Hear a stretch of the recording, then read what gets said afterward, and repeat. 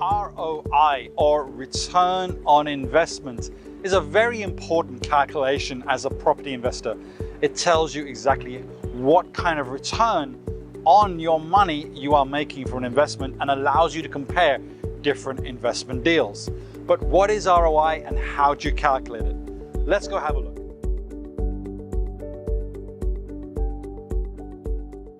Okay, so very simply, ROI is the profit from an investment or a transaction divided by your investment, and we're going to multiply by 100 to get a percentage. That's how we usually represent return on investment. So let's say I invested $1,000 and I made $100 profit. That means my total money that was returned to me was $1,100. And then times that by 100, very simply, the return on my investment is 10%. And that's how we use, or that's the calculation of ROI.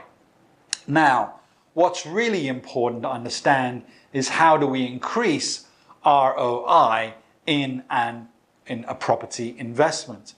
And the way we do that, obviously, is to decrease, let's say, our initial investment. So we look at a property here. Let's say that the property is worth $100,000. And let's say that we sell it a year later for $120,000, giving us a $20,000 profit on that property. So that means we're making a 20% ROI. Is that good or bad? Well, it's hard to tell unless we can compare it to other investments. But let's say 20% is pretty good. Now, I want to increase my ROI. I want to make sure my money goes further. And so what I'm doing here is putting all the money myself. Now, what if I could do or what if there was a situation where I could use a bank financing to reduce the amount of money I needed? So let's just say if we have a property here, we have 100,000. That's the total value of the property. Oh, too many zeros. Let's do it again. The total property is 100,000. And let's just say that I'm getting 80% from the bank. And I've got to put in, which is going to be 80,000, right? And now I've actually got to put in only 20,000 of my own money, 20%, because that's my deposit, and that's 20,000. So now all of a sudden, my investment is very different because I'm only putting 20,000 in.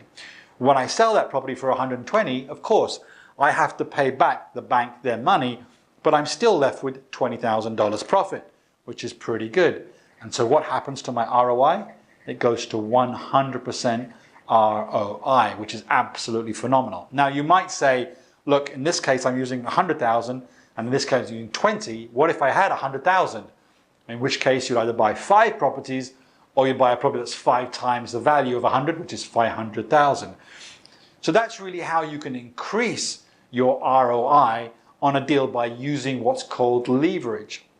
And I'll let you do some numbers here, but obviously as the loan to value goes up, right?